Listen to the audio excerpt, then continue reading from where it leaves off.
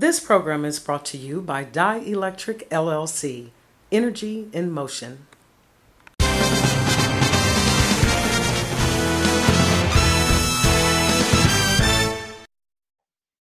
Carlos Nelson with Cascade Sports, and today we have a special guest, Mr. Reggie Harris. Reggie, tell our audience a little bit about you, who you are, and what you do. All right, thanks for having me on, Carlos.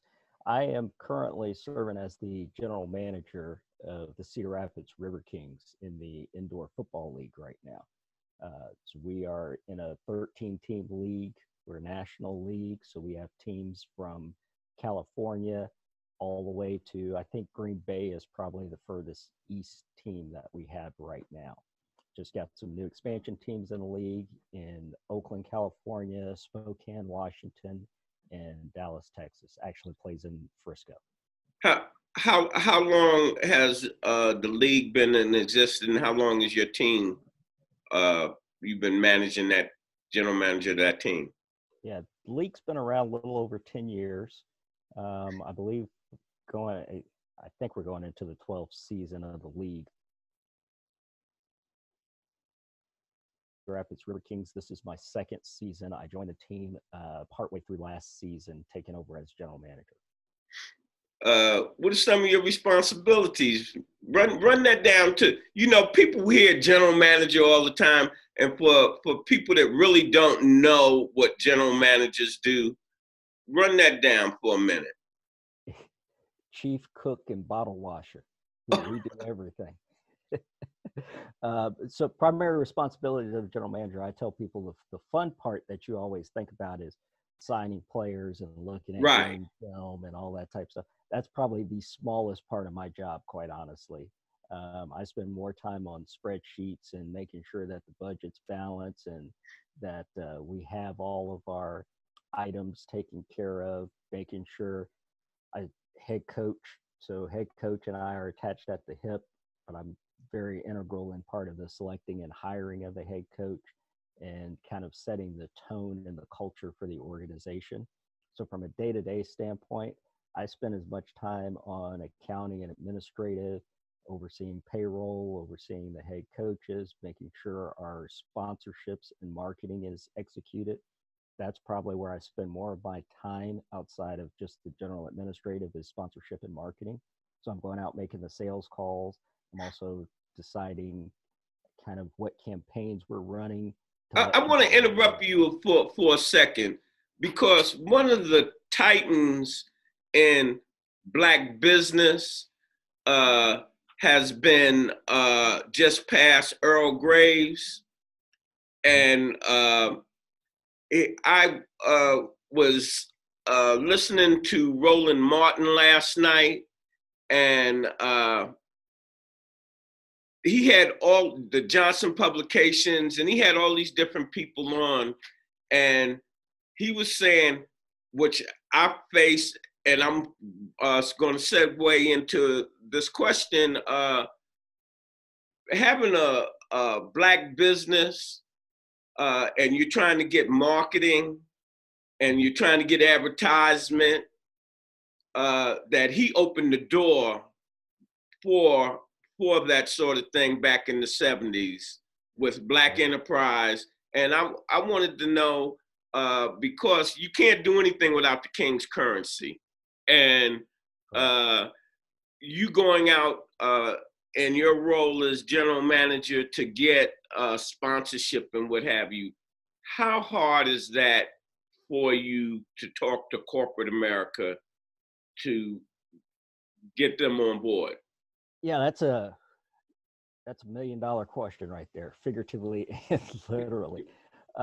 One of the things I'll tell you, I'm unique. So in the Indoor Football League, like I mentioned, we have 13 teams in our league. I'm the one African-American general manager in the league, okay? So I am very unique and face some different challenges than other teams. And then on top of that, I sit in Cedar Rapids, Iowa. It's not like we are a hotbed for minorities. Yeah, not like you in Harlem. Right. Yeah. So it becomes apparent to me. More other people will bring it to my attention than myself, because I'm used to being the minority in the room. I'm used to having to react differently and go into situations knowing that I'm going to get a different reaction because of the color of my skin. Things are getting better, but it definitely has not gone away. And I've had a number of well-known African Americans in our community come and tell me, hey, you need more white faces in your organization. Well, nobody ever goes to the white organization and tell them that they need more black faces in order to sell. But we do get that comment. And that's why I brought that up, because they had a host of giants talking about Earl Graves last night, that he worked with presidents and so forth. And I know the challenges that Cascade Sports has and Cascade Media has in trying to secure sponsorship for our programs and what have you. And this is across the board. Yes. And so I thought today I definitely was going to dedicate some of that information I garnished last night to some of the interviews I do today, to see, because we are primarily African-American network. It's not like we exclude the majority community, but as I always say, the majority community owns 99 and 900% of all forms of communications. Sure. And just like you said, you're a minority in that league. And I would think that the league would try to put some provisions to try to help you in that respect, because the league is only as strong as its teams. That's true.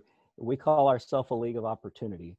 So if you look at the ranks of our head coaches, however, we have more African-American head coaches in the IFL than you do in most leagues. I believe 6 of our 13 head coaches are African-American. So we do have diversity in our league, and it is something that we embrace.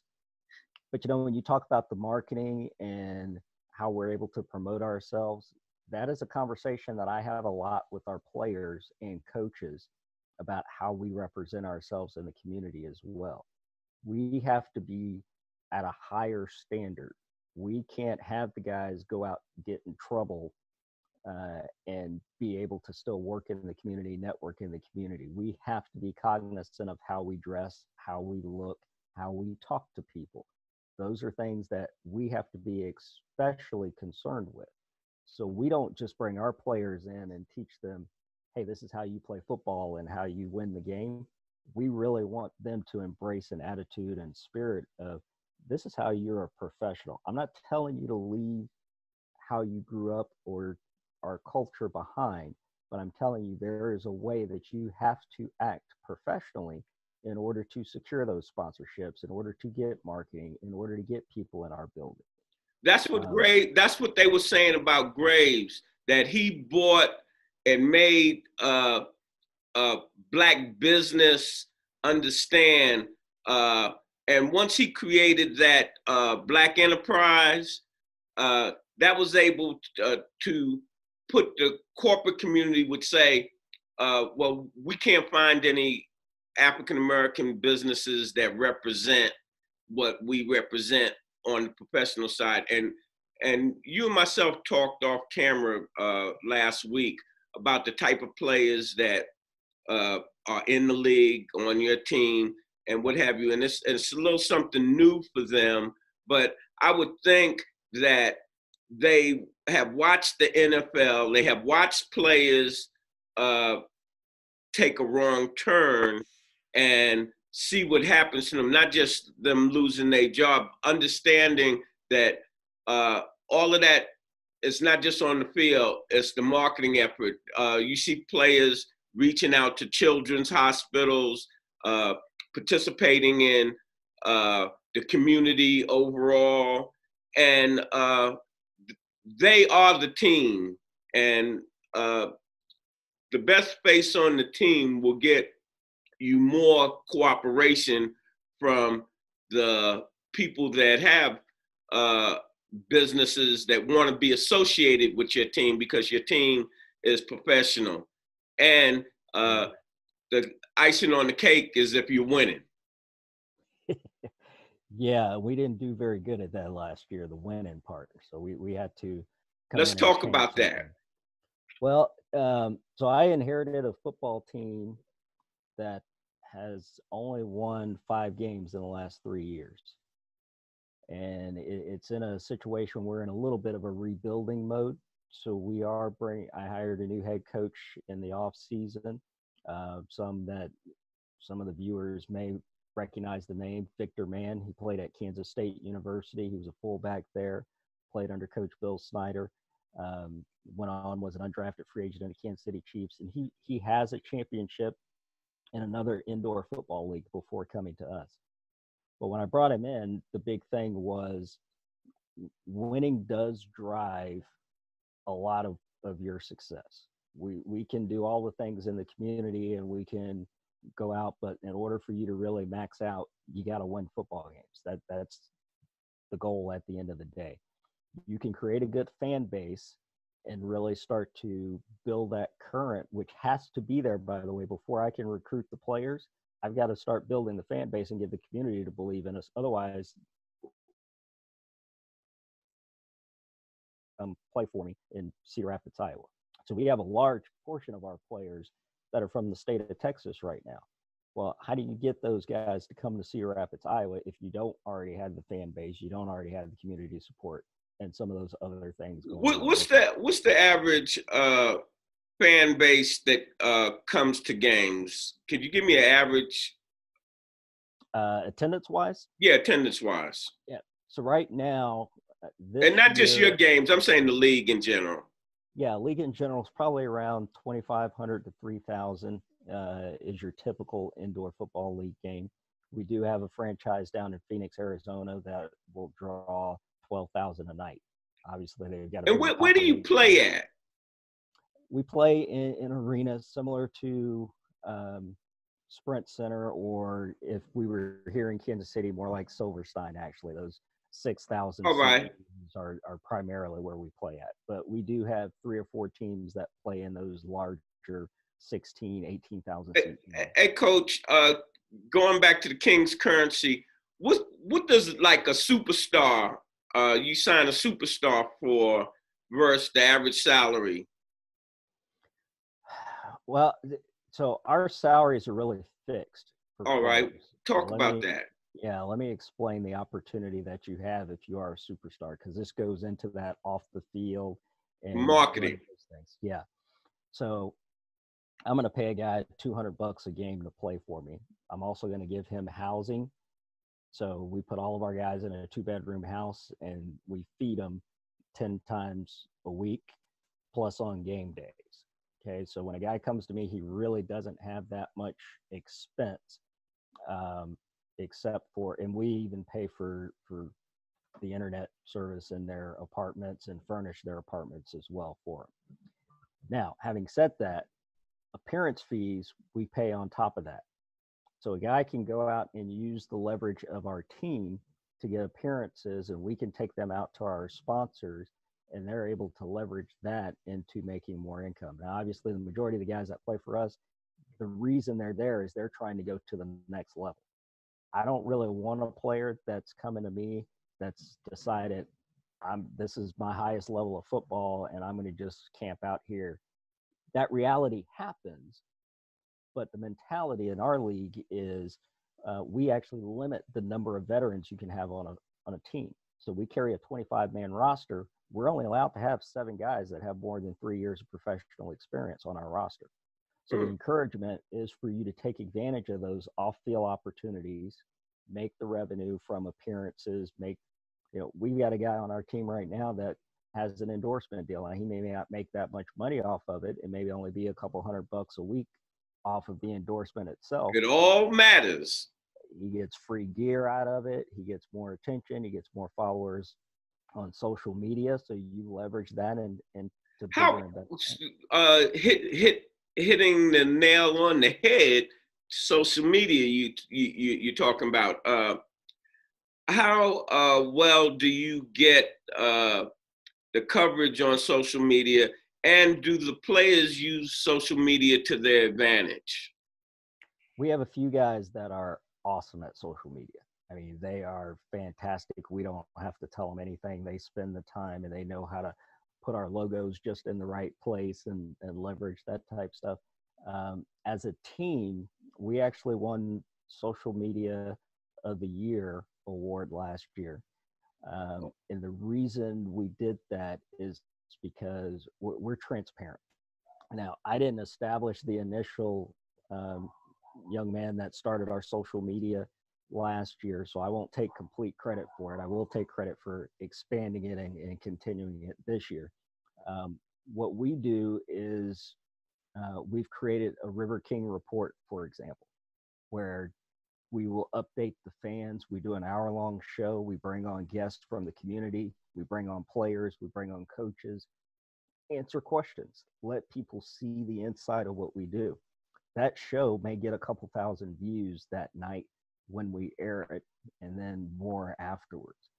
But it gives a connection between us and our fans. So you say that you get quite a few of your players out of Texas. Football is a religion down there. Yes. Yeah. Our head coach is originally from Texas, so that helps some. But it was also a concerted effort for us this year because, like I said, we were looking to win games. So we went out and said, where are the best football players that we can get? Now, keep in mind, because of the level that we are at, I'm not going to get a full roster of guys that are from the Power 5 conferences. I'm not going to get a bunch of guys from Alabama, Auburn, University of Florida, although we do have one guy from the University of Florida that's getting ready to join us right now. But we typically have more small school guys. How hungry are them guys? Oh, Carlos, I tell you, these guys, they live and breathe football. All right. These guys are hungry because you have some guys that this is their way out.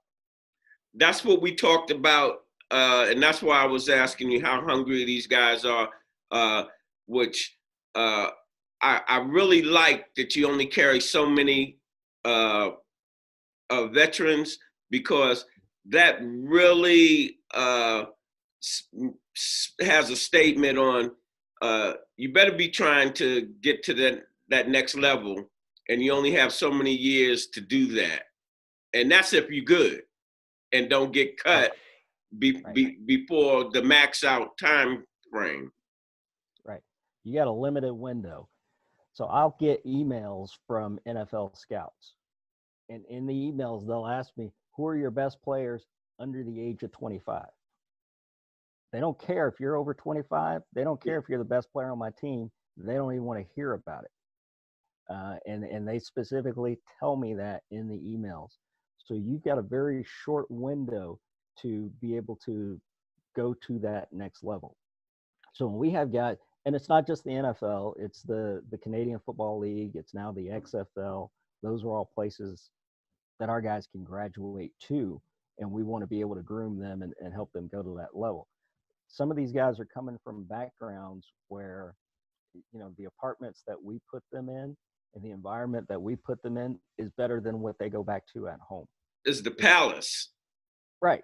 And because of that, we want to give them the opportunity and the understanding that this is not just temporary. You do the right things. This is your future life and lifestyle. Football offers, sports in general, offers a lot of opportunity and opens a lot of doors for people simply because you play sports. Now, you have to be responsible and take that and use it to not only better yourself, but better the community around you. That's what we preach at our team.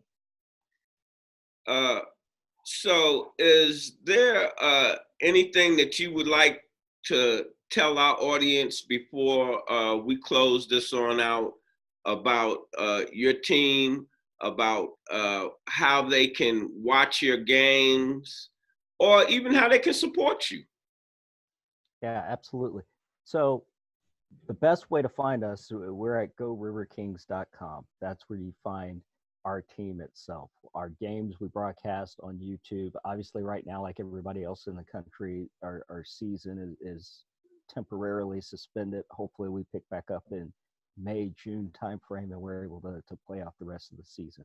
But what I will tell you that I really want people to understand about the IFL and what we're doing, like I say, we are a league of opportunity.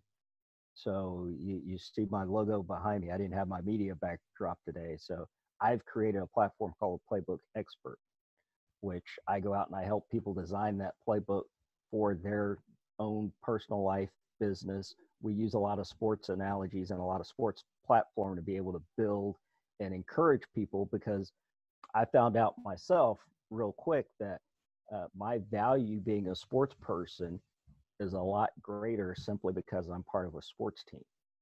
So we want to encourage people to come in and support us, follow our players, watch what we do as a league of opportunity, and see how you can not only learn more about sports, there may be opportunities for you to play with us, maybe players that you know that can come benefit from being in this environment.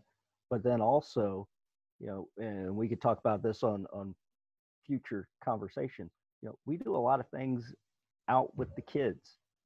We created a program this year called Lace 'em Up with Leo. Our mascot is Leo. I see Leo on you, baby boy. Yeah. So we went out and created a kids club called Lace 'em Up with Leo. And what we do is we encourage the kids to go out and be active. We do our assemblies at the schools, and in that presentation, we're not only telling them to be athletically active, we're telling them, hey, you got to get your grades, you need to study, take advantage of your opportunities, and overcome adversity. So there's a lot of things to sports besides just wins and losses that we would like to encourage and promote. Hey, Coach, let me tell you this, and I got a brain lock right now, but they've taken him off the air on PBS every night at 11 o'clock. He used to come on. He got caught up in that. Tavis Smiley. No, not Tavis. Tavis came on after him. Okay. But he had the top 10 CEOs in the country on. And the thing that they had in common, and they talked about, this was the show, all of them played sports. And they talked about how sports was larger than just playing whatever they did. It really helped them in their understanding of, like you said, it transcends to business, to across the board. And they talked about education and what sports teach you, from discipline to myriad of skill sets that you learn from sports. And I see that you're putting that into action. That's what reminded me of the program when you were talking about how the sports are building different parts of one skill set, and especially with the young men that you're recruiting and that you have on your team. They're getting a skill set probably that they would have never got where they're coming from. Absolutely. Even if it's just the opportunity to interact with media and learn how to speak and express yourself succinctly and correctly, where people can not be threatened and put off by you. It's a big opportunity. And I think it's something too, we've talked about it a lot in the schools. When we go into the schools, I can go in as general manager of the Cedar Rapids River Kings. And because I run a football team, the kids are going to listen to me before they'll listen to their parents, before they listen to the teachers, all of those other folks, because I'm football, right? And I'll tell you, it works that way with my own kids as well. I can bring a football player and they'll listen to the football player before they listen to me because I'm just dad. Right. Well, right now, 2020, and for really the last 20 years, and we're on steroids now, that we live in a sports culture. Yeah. How you been dealing with not having live sports on TV the last 3-4 weekends? People about to lose their minds. They're trying to figure out how to play horse with the NBA.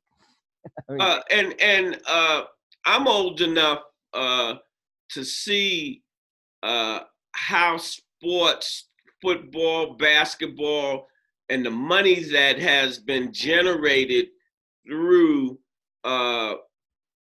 advertisement, apparel, and all of that. I'm saying is everything stops when the Super Bowl comes. Yes. And everything comes to a halt. NBA playoffs.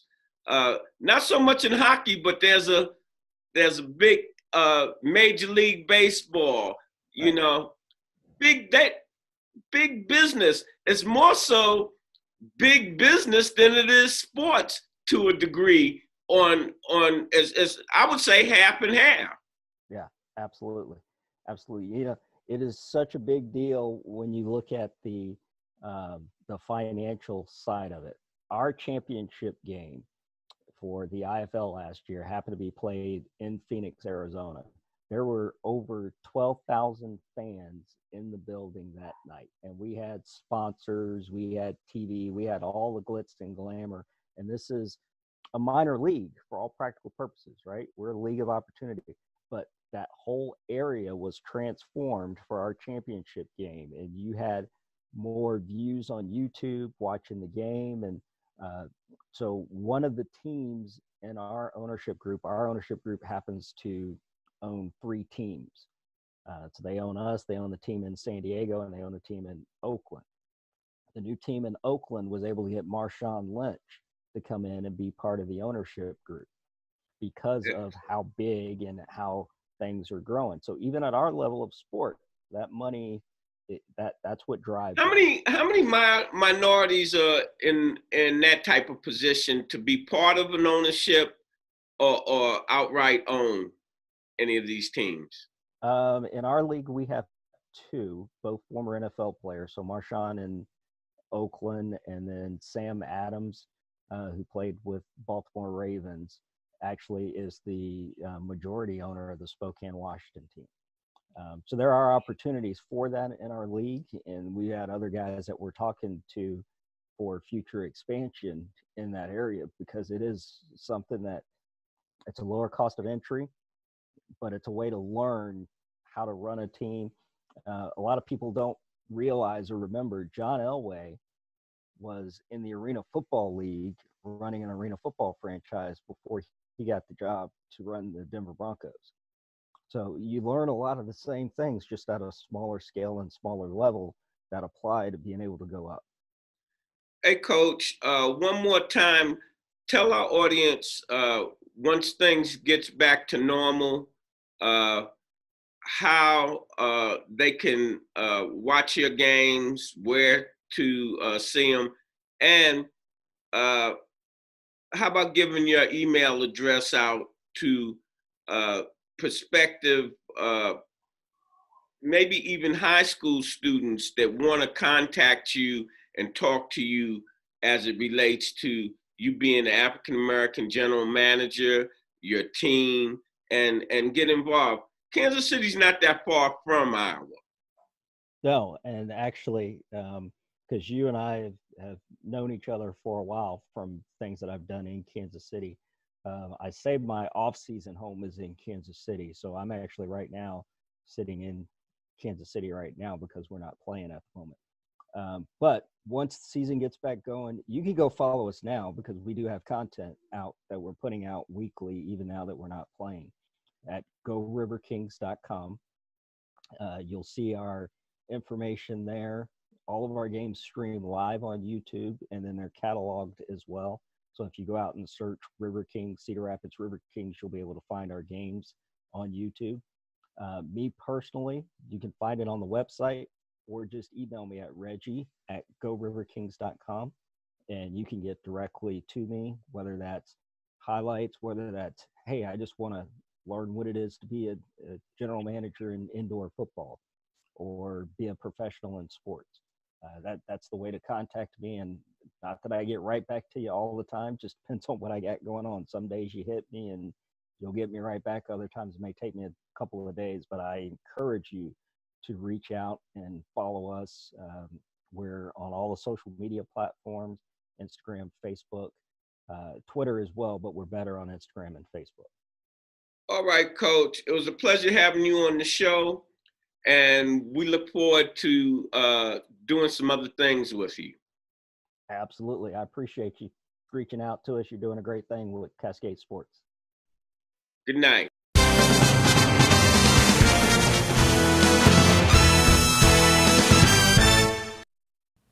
This is brought to you by the Location 1 Building, 1734 East 63rd Street. When you invest in your community, you're really just investing in yourself.